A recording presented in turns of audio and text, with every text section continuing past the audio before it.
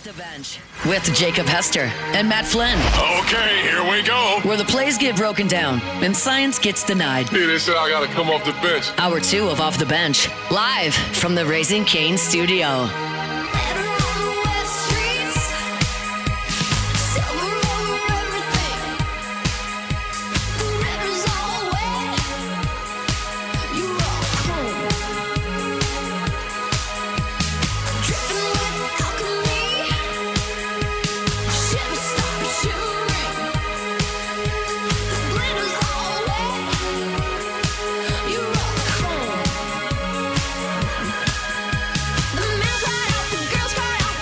All right, welcome back in. Hour number 2 of OTB here on this Monday morning. Before we get to weekend winners, I want to remind you about our friends over at Pala in Louisiana. Hard work isn't a slogan, as we know. It's a way of life, and that's exactly what you get with Pala.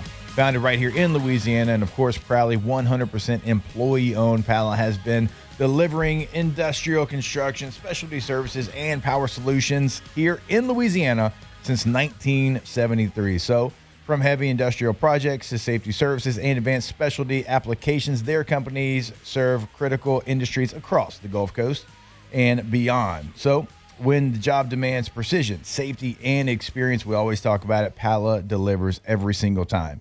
So if you want to learn more, you can always visit them online at palagroup.com. That is P-A-L-A group.com. Pala, built on Louisiana grit, built to get the job done. Again, palagroup.com, P-A-L-A group.com. All right. I'm going to imagine we've got a lot here. A lot of good happened over the last couple of days in sports, certainly for Team USA. Let's get to some weekend winners. That's how winning is done. That's right. We can't have anyone freak out there, okay? We've got to keep our composure. We've got too far. I'm by winning. I win here and I win there. Now what? Are you doing what it takes to win a championship? Wow, winning. Well, then I guess there's only one thing left to do.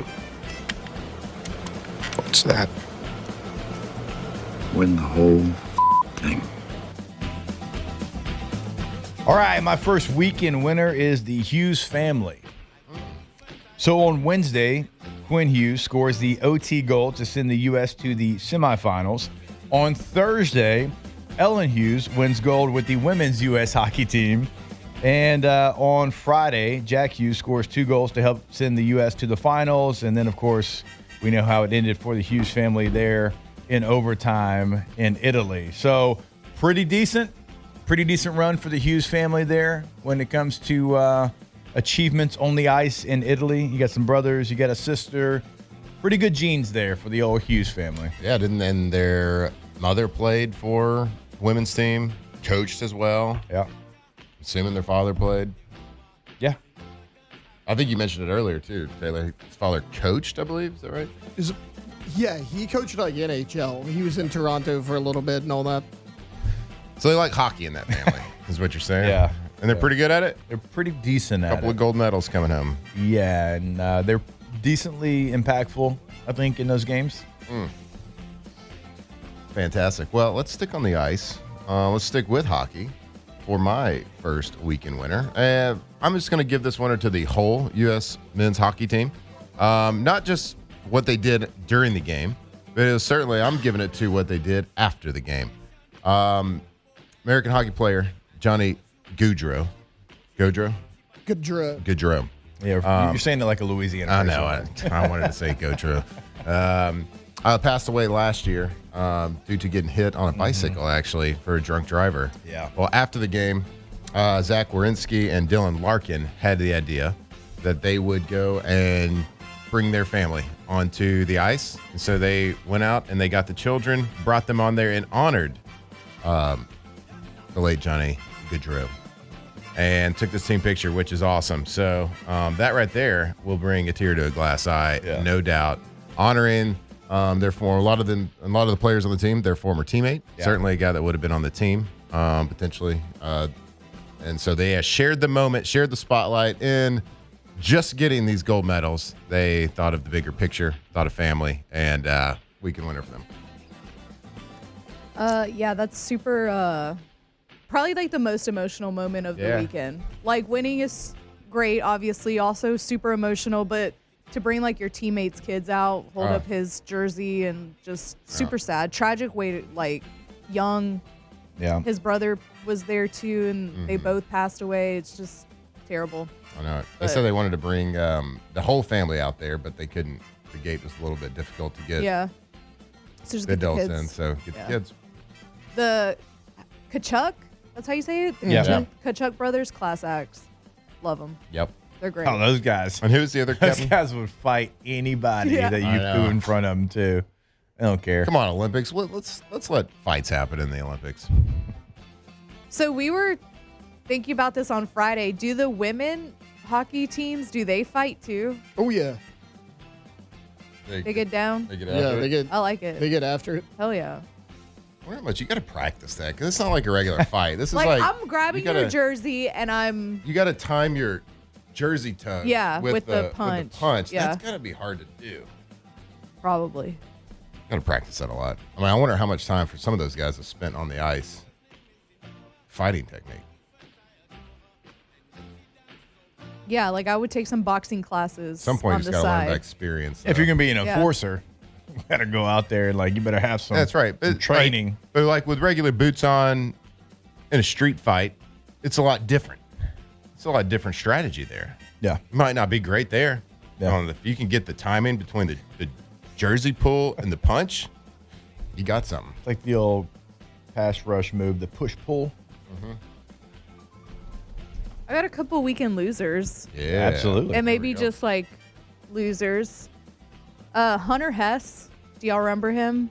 He's like he's a freestyle skier that Yeah. came out and said he had, quote, mixed emotions about representing the United States during the Olympics, which, whatever, dude. Like, you're literally at the pinnacle of where a lot of people want to be, and you're just going to criticize whatever. Ended up finishing 10th in the Yeah. event. And then there were a couple other people that also were critical. A couple other people that represent America in the Olympics and are critical of America. Yeah. Amber Glenn, she was a figure skater. She finished outside of the medals, so did not medal. So anybody, Jessie Diggins, she also was a cross-country skier that also criticized America. She earned a bronze medal, so third. Anybody that was criticizing America and saying that they felt mixed emotions about representing them ended up doing terribly. Yeah, that's wild. At least they did represent America, unlike the one skier, the half pipe skier, Eileen Gu or whoever it was. Oh yeah, she with the China, right? She took a payday to go and compete for China. On the other hand, women's figure skater, oh God, I'm blanking on her name. Alyssa Liu. She did the opposite. She did not take the payday. That's a fantastic story. She would definitely be a winner. Yes. And then Eileen Gu, loser. Yeah, loser. Go live in China. Sure, it's great there. Yeah. Weekend winner for me. Got to stick with what Jake did with the hockey, but all the comparisons and the lines that match up. Like when I turned on the TV yesterday, saw the big graphic, 46 years to the day of the 1980 Miracle on Ice team when they defeated the Soviet Union. How fitting was that? The U.S. women beat Canada 2-1 in overtime to win gold.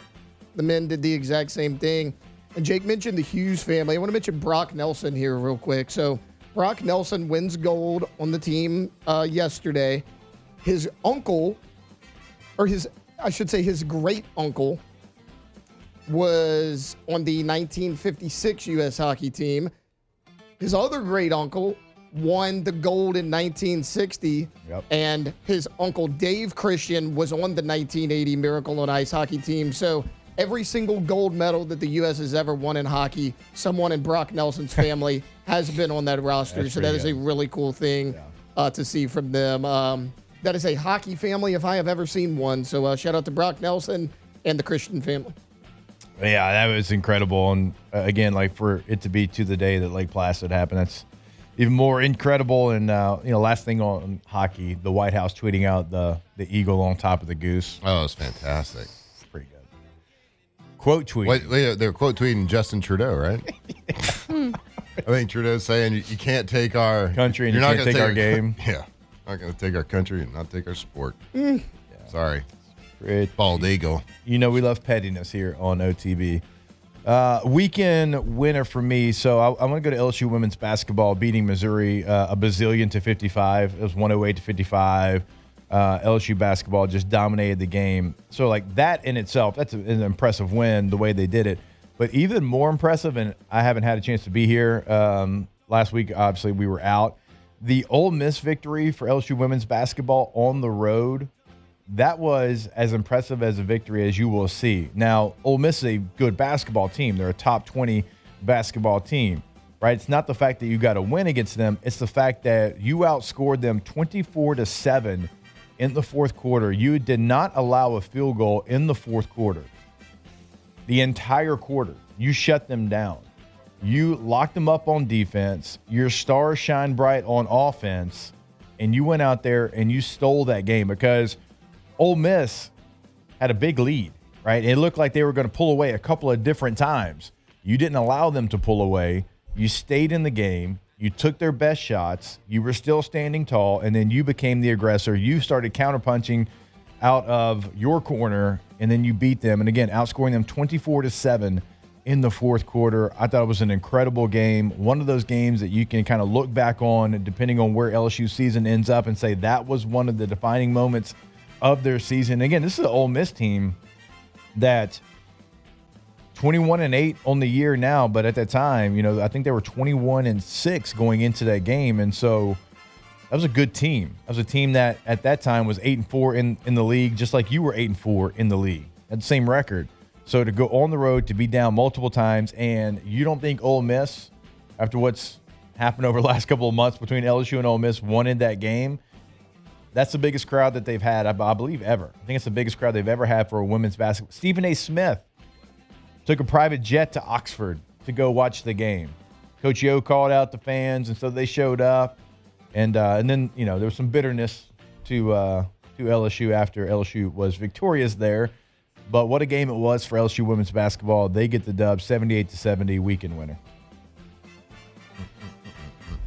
All right, I got one last weekend winner. We are going to stick with the Olympics. I did want to play the Jack Hughes, too. Taylor, did you get my message? He's pulling it up. Okay. So my last weekend winner is going to be one of the best to ever do it, and certainly, in my opinion, the best to do it now, Mike Tirico.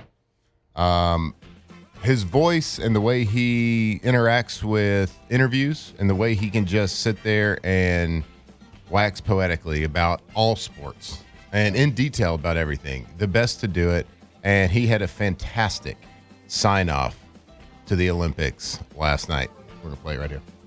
Because of a drought that almost lasted a half century, those teams are revered. They are held on to forever. And what happened today doesn't take away from the greatness of those teams or the meaning that those teams have in U.S. hockey. But what you saw today was the build of a generation, inspired perhaps by that team that lost in 2010 in Vancouver to the Sidney Crosby golden goal in overtime. Or the team where TJ Oshie had all those shootout goals in 2014. That's when these guys were doing what you're doing, watching on TV. And they were young, and they were living the dream. So for all the young people out there, not just the hockey, but all the Olympics you've watched, those dreams are formed now. Go chase them and go get them. Because our country loves sports, and it brings us together unlike anything else. And if you didn't know that, and if you haven't been watching the last 2 weeks, you saw it in Team USA Hockey, winning the gold over their arch rival Canada here in Milan to wrap up these 25th Olympic Winter Games. Greatest to do it. Right there. It was awesome. That was awesome. What a great sign. I don't know if it's ad-libbed. I don't know if it's scripted. I don't know what it is. It doesn't really matter. Something tells me that he just shot from the hip a little bit. Tirico ad-libbed it. Yeah. That's my There's Tirico, no yeah. There's no ums in there. There's no hms. There's no nothing. It's just pure butter. Weekend winner, Leonard Skinner. Okay. Getting a lot Sure. of run on Freebird. Yeah. Yeah, that's true. A ton. Hey, Siri, play Freebird. Hey, Siri, play Lee Greenwood, please. Yeah. Lee Greenwood's getting some burns. Not Lee Greenwood. Oh, yeah. You want to talk about a guy setting himself up for life off of one song? My God. Lee Greenwood is that guy. Yep. I have a weekend loser. It's a standing weekend loser for me. It was in the news recently, so I wanted to bring it up. PETA's standing weekend loser for me. This is not just because we love Raising Cane's. I mean, obviously our studio sponsor, we love Cane's, Louisiana company. They were outside of Raising Cane's in Seattle, Santa Ana, California, Portage, Michigan. Common theme in those cities. PETA supporters were exposing the terror of slaughterhouses. Guys, because every chicken combo starts with a life taken. PETA, go pound sand. Who are you? Who funds PETA? I see PETA all the time come out and attack these big companies. Like, who the hell are you? And Cane's, they handled it with class. They didn't even acknowledge it. They went on about their day. They did their thing. Like, shout out to you. That's a first-class company. PETA, you can go pound sand. So they're trying to free bird. Yes. To tie it all back in, yes. Nice. Like, that's a standing weekend loser. Do we know who funds this group? Themselves. Who has this much free time on their hand to go stand outside of buildings and harass others? I don't know if they need much funding to do that.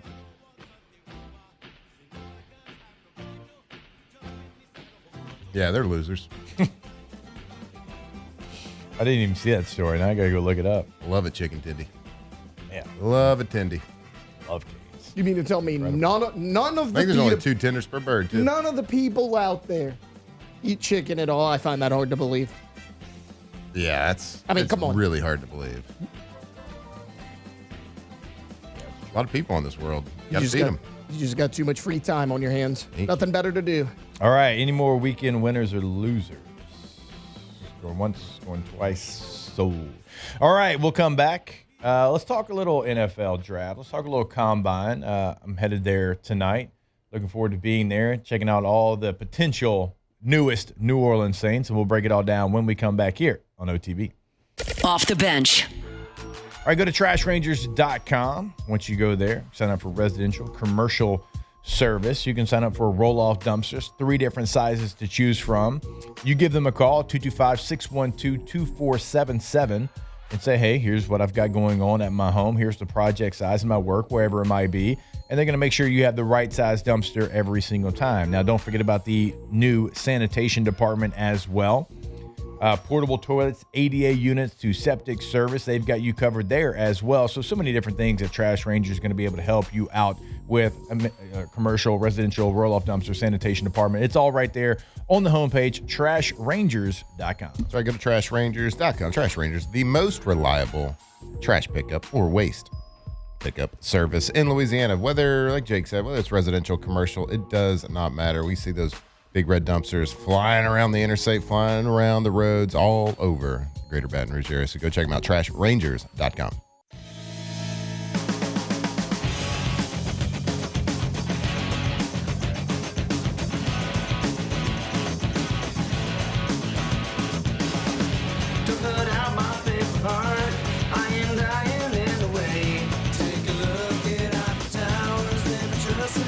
From the locker room to the airwaves, it's Off the Bench with Jacob Hester and Matt Flynn.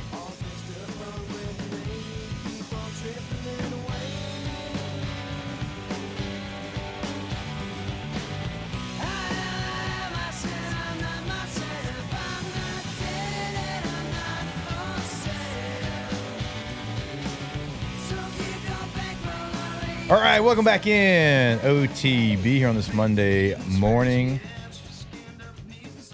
Of course, if you're watching us on YouTube, you see we got some guests here. Shelley Mullenix with us, Jordan Tabor with us as well. Got the Seeds of Hope event coming up. Of course, like for me and Flynn, this is Mama Shelley because she took care of us for a long, long time. Anything that we had during our LSU football days, Shelley took care of. And so it's always good to see you, Shelley. Yeah. I appreciate you coming on. And Jordan, good to see you again. And I know Seeds of Hope is something, I believe, 3rd year, correct? All right, so 3rd year of Seeds of Hope coming up here. And tell us a little bit about the event. I know, Shelley, you and I have been talking about it. You got some incredible panelists that are coming to this event this year. Yeah, community. Free of charge. I think we're having some microphone issues there. I know I almost want to be like, hey, here we go. Mm-hmm. There we go. Yeah. So an evening basically spent with our community.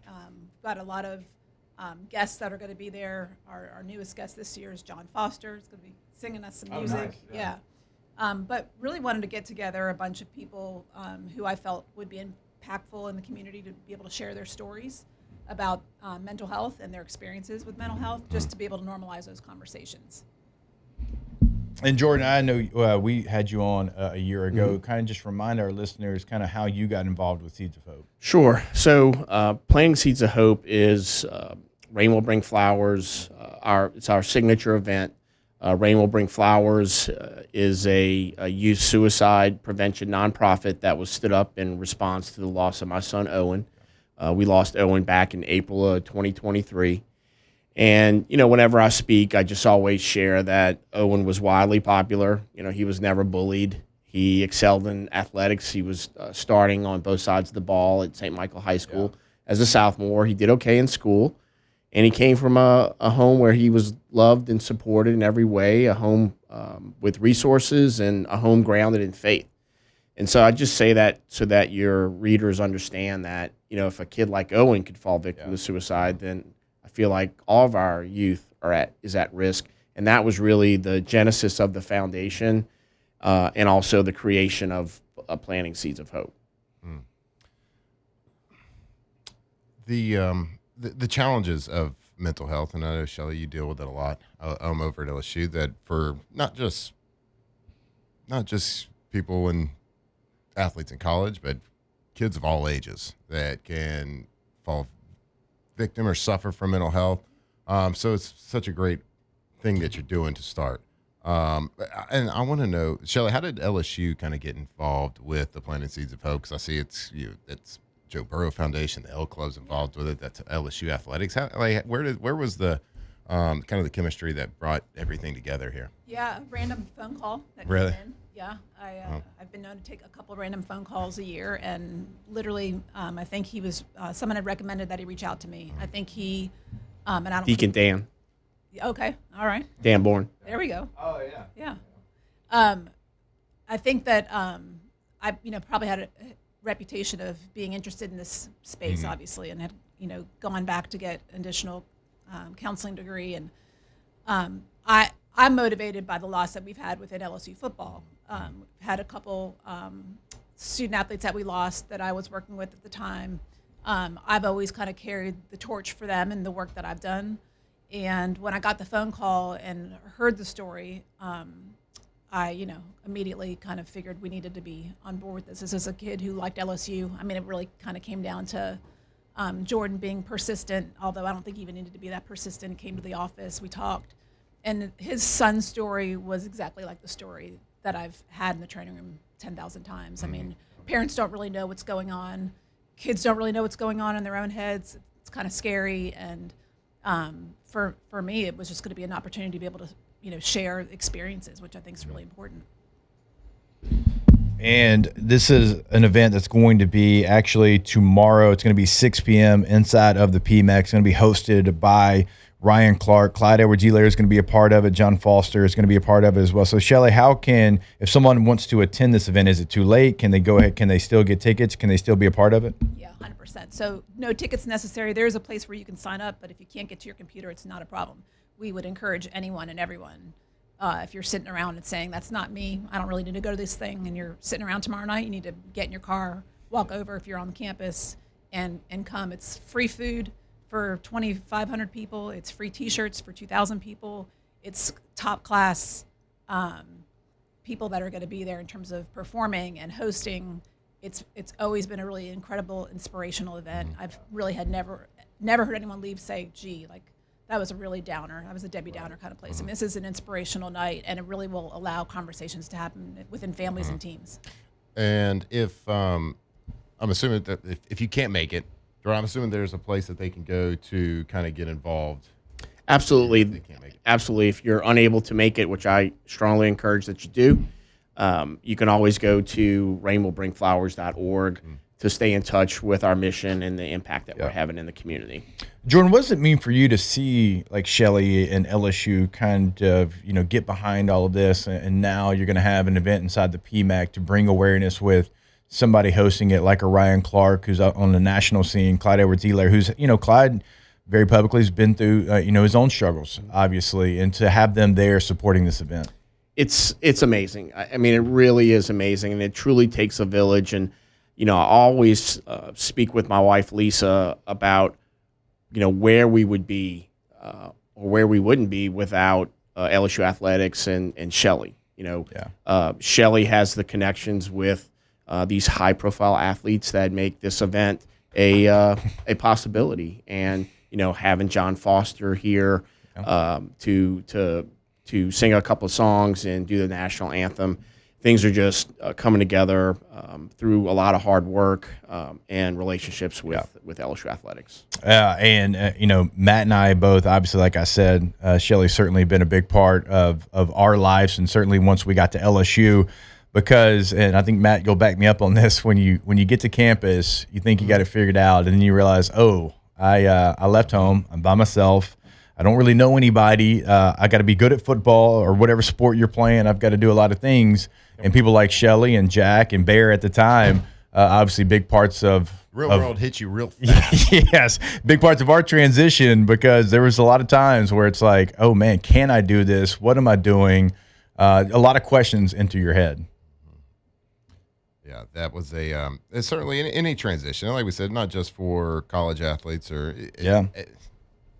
all kids at all ages. And there's so much that people deal with. So organizations like yourself and Shelley and LSU, it's awesome that y'all are all involved. And we hope the event is a crazy success tomorrow. And again, for all of those that can't get involved and can't attend tomorrow, you can go to rainwillbringflowers.org just to see about the organization and get involved yourself. So and again, planting seeds of hope, talking about mental health. It's going to be hosted by Ryan Clark. It's going to be tomorrow, 6 p.m. inside the PMAC. So you'll have RC there. You'll have Clyde there, John Foster. If you don't know who that is, go check out American Idol. He was incredible during his season of American Idol. Thank you all for coming in. Shelley, always thank you for everything you do for us. Jordan, we appreciate your time as always as well. And certainly we'll continue to raise awareness for the event coming up.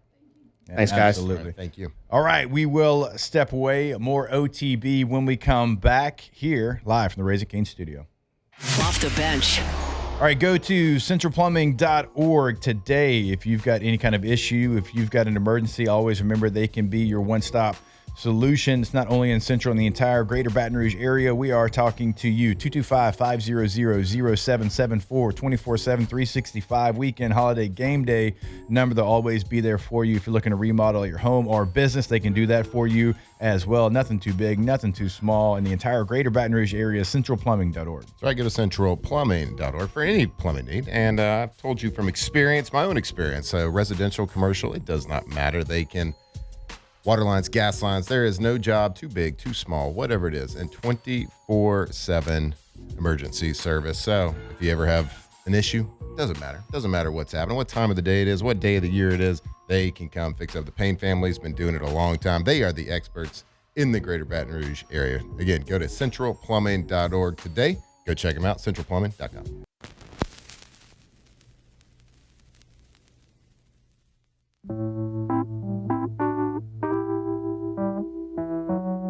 2007 champs, purple and gold to the core. This is Off the Bench with Hester and Flynn, Baton Rouge's go-to for all things Louisiana sports.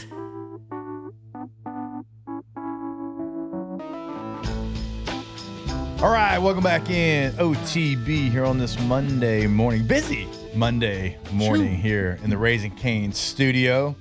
No rest for the weary there, Flynn. Coming back from vacation, my guy. You got to be ready to go. Work mode. We're not on the slopes anymore, bud. Not on the slopes anymore. You're leaving me tomorrow, too.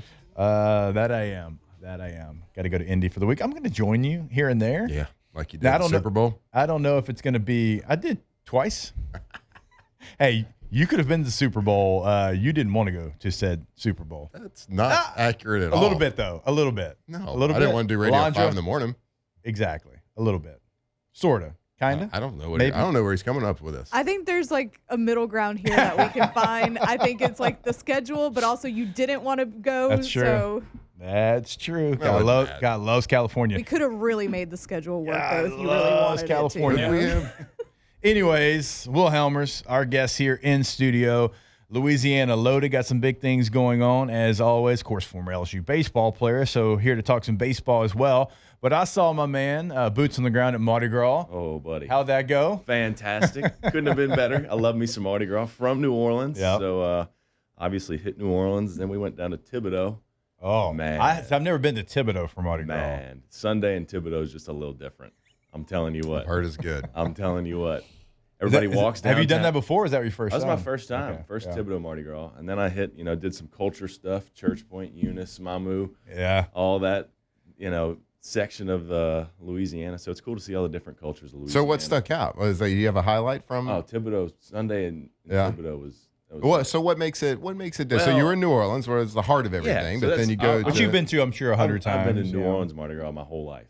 So you do Friday, you have like Hermes, Coup d'Etat, and then Saturdays in Endymion, and then so I hadn't been to Thibodaux. It's just a little different, It just feels different. You got 2-day parades back to back, and then it seems like the entire town of Thibodaux walks downtown and hits the 3 bars right there. Pepper's Pizza, all of them, and so it's cool to see. And so I had a great time. Obviously, had some drinks, had some Jello shots. Yeah. Okay. Which, I mean, if anybody knows a Jello shot, it's you. Me and Jello shot. After the World Series. Just fine. Hey, can you imagine being young again? What'd you say? 3 days of Mardi Gras in a row? 4. 4 days? Friday, Saturday, Sunday, break, Tuesday. Oof. I don't know if I could get 4 hours in. If I'm not mistaken, you ran into Lane Kiffin. I did. For a short second there. He's a pretty popular guy, though, at Mardi Gras this year. So I could have hopped on the float. Last second decision, decided not to. Yeah. He was literal floats rolling away, and he's like, "Come on, man, let's go." Yeah. Didn't work out. Yeah. But awesome guy, man. He feels like he's really embracing the culture, which is cool to see. Which you have to. Yeah, if you're going to fit in here, as we've seen other people haven't. Yeah, no doubt. You got to embrace it. No better way than from a top of a float. Yeah. Right? Throwing That's beads. pretty embracement. I think I'm right there with you. Absolutely. Certainly. So what else y'all got going on Louisiana Load? I mean Mardi Gras obviously a big portion of it, just because the entire state does it, but like you said, the entire state does it a little bit differently. I mean, everybody north, south, everybody does it. So I'm sure that was a lot of fun. What else you got coming down the pipeline? Well, baseball season's a big thing, so we're gonna start doing some tailgates over at Alex Box, doing all kinds of different stuff, and just keep exploring the state. Festivals are coming up. A lot of different stuff. We also just started a new podcast, Louisiana Loaded podcast, myself and with Jordy, right? Yeah. And so he's been great. Obviously, a fan Jordy's favorite man. around. Love Yeah. Jordy. And so we started, have a guest on every Thursday, blow it out. Kind of just starting it small, hoping to blow it up. You just had Verge. Yeah, just had Verge. Yeah. Doug Thompson. Yeah. We're gonna have keep having guests every week. Hopefully, we can get some guys through our connection with Gordon and if I know anything about Gordon won and my guy Jordy too. Oh, buddy. If Jordy gets somebody in his crosshairs, they're coming on the show. Oh, they're coming. We had Ben McDonald. This is just the first couple of weeks, so that's it's awesome. exciting. Looking to keep going with it. Absolutely. So give me a highlight of the Louisiana Loaded. You've done a lot of stuff in Louisiana this past year. Yeah. So give us a top 3 things that you've actually got to experience through the show and that you haven't done before. Oh man, that's tough. Wasn't prepared for that. Mardi Gras was obviously he's never prepared either. Yeah, so it's perfect. We're a perfect just fit. kind of how it rolls. Obviously, Mardi Gras, Church Point Mardi Gras, I had never done that, and to see the different culture of Louisiana through that was awesome. Omaha. Being able to, that was when we first started Louisiana Load was Omaha. I was up in Omaha for 2 weeks straight, buying Jello shots, doing all that. And then just, seeing all the different, this is a broad answer, but I've been all over the state, Shreveport, Lake Charles, New Orleans, Covington, wherever you can kind of think of, seeing all the different cultures, not even just through culture, but through food, through bars, through drinking. It's different in every area. And so to be able to kind of experience that on a different level than before is pretty cool. Really is pretty cool. Catching up with Will Helmers here in the Raising Cane's studio. He mentioned baseball season, a big part of Louisiana loaded there, and baseball's off to a pretty good start there, 8-0 on the season. We were talking before you jumped on. If you were one of the lucky ones that didn't have a stream that crashed over the weekend, you could have watched some really good baseball there as well. I don't think that anybody was lucky because I think it crashed for everyone, but LSU 8-0, and I mean, Will, obviously, like you've been a part of championship teams. You know how hard it is to run it back, to bring back a squad that's championship caliber. But this team, after winning it last year, losing so many key pieces, they look like right now, and look, there's still a long way to go, but they look like they're building that foundation to be able to compete for a championship. Yeah, I mean, it's impressive on kind of every facet right now, from the mound, offensively. Like, they have every piece of the puzzle to go do it again. Yeah. You know, with baseball, it's kind of a lot of it's when you get hot. Yeah. You've seen that over the years with like Ole Miss in 2022. Like, you just get hot at the right time. Right. And that's part of it. And they're obviously hot right now. And it's the biggest thing, and I've learned over the years of playing and even watching for the past couple of years now, is it's still early. Yeah. You know, it's super early, and they've played some inferior opponents, you know, for the most part, but they've showed out on every level that they can do it in the SEC too. Yeah. The bats are there. There's not a single person in that lineup that has played so far that can't hurt you. Right. You know, there's, you know, whether it's Dardar or Caraway, and then you have, you know, Curiel, Brown, York right at the top, which is like scary. So they have a lot of guys who can hurt you offensively, which is always something that, you know, Jay's had in his lineups, whether it's the long ball or he's going to come score, like do a double squeeze, you know, bunt and score 2 runners. Yep. You know, just crazy stuff like that. So he's always going to score runs, always going to be good offensively. But from the mound portion of it, like, Coach Yeski has done a great job of developing guys. Like, I think we've seen, you know, Schmidt on Sunday that's his best performance at LSU. I was going to ask you about him. Okay, so a young guy whose expectations through the roof, was supposed to go to the draft. He wanted to play for LSU. And so, like, immediately people are like, oh, well, you got to be awesome from day one. And look, in sports, it's tough. Like, a lot of freshmen play in baseball. I get that, but it's still going to be incredibly tough. So from him, like, you saw him last year, and you see the flashes, but, you know, wasn't consistent enough to be a weekend guy. Like, what is that transition like in baseball from freshman year expectations to a sophomore year? You could probably take, like, at least a deep breath, and now we're starting to see all the things that we thought he would be. Yeah, and Williams got all the talent in the world. There was never a doubt about that when he, you know, came from Catholic. Like, he's got all the stuff. Like, he's a big league pitcher stuff-wise. It's always a matter of if you can figure it out. And LSU is not an easy place to figure it out. True. You know, as a freshman, like, coming into that environment in Alex Box with, you know, 10,000 strong or more is a tough place to, like, learn how to be a college pitcher. Yeah. And so to take that stride from, you know, being a freshman, you know, and he struggled a lot as a freshman. You know, he couldn't get the ball over the plate as much. And so we're kind of starting to see him maybe take that mold into that sophomore year of kind of like, well, maybe the stuff's still there. It's the same stuff. Yeah. But maybe from a mental side of it, maybe he can take that next step and really, you know, improve and be a Saturday, Sunday guy. Yeah. Who knows? And at the end of the season, like, you know, the one of the best parts that I've seen from this team so far is they got 3 guys over the weekend who went 5+ innings. Yeah. That's rare. Yeah. You know, to throw just 2 guys on a Sunday is pretty cool. Yeah. You know, and it's awesome, you know, to see that for sure. Tell me from a player perspective, what is February baseball like mentally?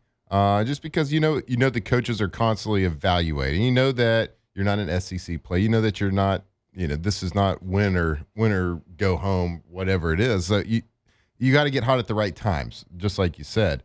But as a player, you know you're constantly being evaluated. You know that the lineup's not, you know, it's not written in stone. You know that the pitching rotation is not written in stone. Like, so mentally, how do you approach practice in each game as a player in February? Yeah, so as an LSU player, I can't speak for other programs. And as a I don't care about the other ones anyway. Exactly. As a player of Jay Johnson, yeah, it's no different than it is in Omaha. Yeah, you know, right now, which is cool. And you know, one of Jay's things is it's a 56-game playoff. Right. So every game matters. Every game's a playoff. Which game. I love that about Jay because. Well, you know, I mean, so many people are like, oh, midweek games, they don't really matter. And like past coaches, like, we're trying stuff here and there. I'm like, no, the hell with that. If we put on a uniform, if we put out a lineup card, like, let's go win the game. Yeah, exactly. It all doesn't matter until you get no hit by Nichols. on a Tuesday, which Yeah. happens. And you lose to Southern, or whatever, as an LSU team, and then it's like, what are y'all doing, man? Right. And then everybody hates you. Yeah. So having that mentality of, in training and practice in the weight room, of like everything is a playoff game. Every game's a playoff game, even whether it's February or June. Yeah. And so being a player of Jay Johnson, if you're going to play, that's going to be your mentality. And so, he's got a squad right now that you can kind of tell they believe in each other a little bit, and they kind of got some good chemistry right now, and it's almost easy for them. Yeah. It looks like they're just having fun. Yeah. It's just kids playing in the sand. You know, and so that's really cool to see. And for us, like for Gordon, we have we got 11 NIL guys. Yeah. For baseball, and we took them to dinner a few weeks ago, and just at the dinner table too. Like, these guys are just different. They get along. They're just cracking jokes, whatever. And so to see that is really special. Yeah. And it's the makings of a good team for sure. Is Jay he seems pretty intense. Is he a yeller? Is that how he expresses his intensity, or is it just like when he speaks, everyone shuts up? And he yells sometimes. He whispers sweet nothing. Well, there's coach. We've had coaches that Saban was a yeller, right? Mm-hmm. That's how he got his point across. Was yelling. He did, but he didn't have to. Well, Jay takes a lot of his coaching from Saban, right? Like but there's also coaches that were very intense, you just didn't mess around with them, but they didn't have to yell to get that point across. So that's my So Jay's got both. Yeah. So he takes from Skip versatile. Too. Skip, I'm sure you've heard some Skip stories of you go out to the mound and Skip goes, it's not your fault, it's mine for recruiting you. There's some of that in Jay, and there's also some yelling. Imagine your coach telling you that. So it's fun either way. He can do both. I've heard him get on some people. I've got some great stories that we probably can't say on air. Right. But he does both, which is that's what a good coach does. Why he's the he knows how to get best the players. coach in college baseball. Exactly. Yeah. Exactly. I don't know which one would be worse: Skip telling you it's my fault for recruiting you, or Jimbo saying I wish your parents never met. Yeah, both of them. Both of them are rough. Goodness. Yeah. Tough. I think I actually kind of like the underhanded, ooh, it's my fault for recruiting you, evaluating that. Yeah, I think he told that to Ronnie Rance. That's a tough one. I think that was the guy that he told that to. Good guy to tell. Will, we appreciate the time, man. Will is good enough to be here with us thanks to Gordon McKernan, injury attorneys, the G Team, Louisiana Loaded. They got the podcast on Thursdays, right? Thursdays with Jordy Collada, our guy Jordy. So look forward to that every Thursday as well. Will, we appreciate it, man. Man, thanks for having me. Absolutely. Will Helmers, good enough to join us here on OTB. We'll take a break. More on the other side from the Raising Cane studio. Off the bench. All right, go to GoTommies.com, G-E-A-U-X, Tommies with a Y.com. Tommy's Windows, Doors, and Siding, the leader here in Baton Rouge. That's not just us telling you that. That is the Advocate telling you that 2025 best windows went to Tommy and the team over at Tommy's Windows, Doors, and Siding. So go to the website. You'll clearly see the difference. You can see what they can do for you, what they've already done here in the area. You can see what they can do as far as a gallery of work, but always remember they can customize your job as well. Go Tommies.com. That's right. Go Tommies.com, G-E-A-U-X, Tommies.com. Windows, doors, siding, it doesn't matter what it is. If you have a project that you're about to start, if you're mid-project, if you're thinking about a project, make sure you give them a call and let them show you, talk to you about the project, but let them show you why they win award after award every single year. Angie's List Super Service Award since 2016, every single year. Lifetime warranty on anything they install. Go check them out. Make sure you talk to them about your project. Go Tommies.com.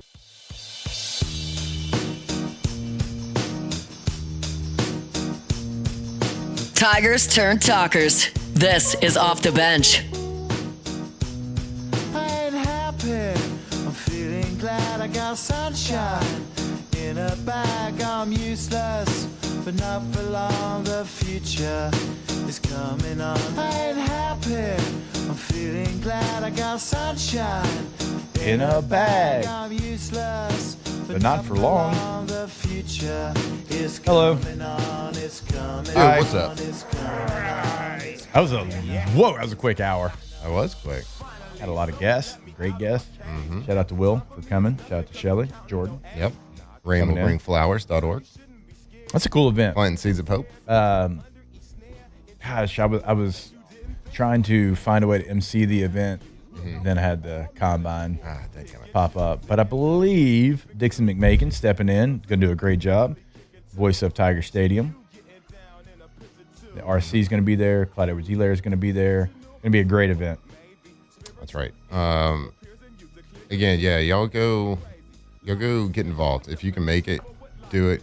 Or go rainwillbringflowers.org. Just look at the organization tackling mental health in children, which is wild. And it's crazy just, being a parent myself to think about that. You just never really know what's affected somebody. So you got great organizations like that working with LSU and Mama Shelley. And if you can make it, awesome. But I think at some point everybody's kind of affected in some form or fashion by mental health issues, whether it's yourself, you're a family member, a loved one, a friend, whatever it is. You just never really know. And when something like that hits children, and you hear stories about children with mental health, and there's so much out there with social media and all the things and the pressures put on from societal pressures. rainwillbringflowers.org. Yeah, and again, great event in the PMAC. It's going to be tomorrow night starting at 6 p.m. It's a free event. They got free food. They got T-shirts. Go be a part of this event. Incredible deal they're putting together for mental health awareness. And again, tomorrow night, 6 p.m. in the PMAC. All right, when we come back, we'll talk draft. We got Devin Snow joining us in 15 minutes. Stay locked in, OTB. Off the bench. All right, go to K2ZBlinds.com. That's KTOZBlinds.com. That's the website for K2Z Interiors and Outdoor Living.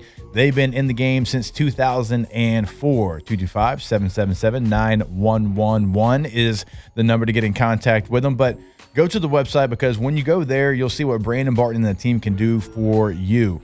They've got at the very top, interior and outdoor living. You click on what you're looking for. But I would always encourage you, just have them come out, because they're going to blow you away. Because we had an outdoor screen put in. It's incredibly easy. You push a button, it goes up. Push a button, it goes down. But it also shades our living room, so it saves us inside the home as well. So go to the website today, KTOZBlinds.com. KTOZBlinds.com. KTOZ Interiors and Outdoor Living. If you're just kind of ready to spruce up your house, how about some custom window treatments? Give them a call. They can turn that living room around and make it look like new. Bring it together. KTOZBlinds.com.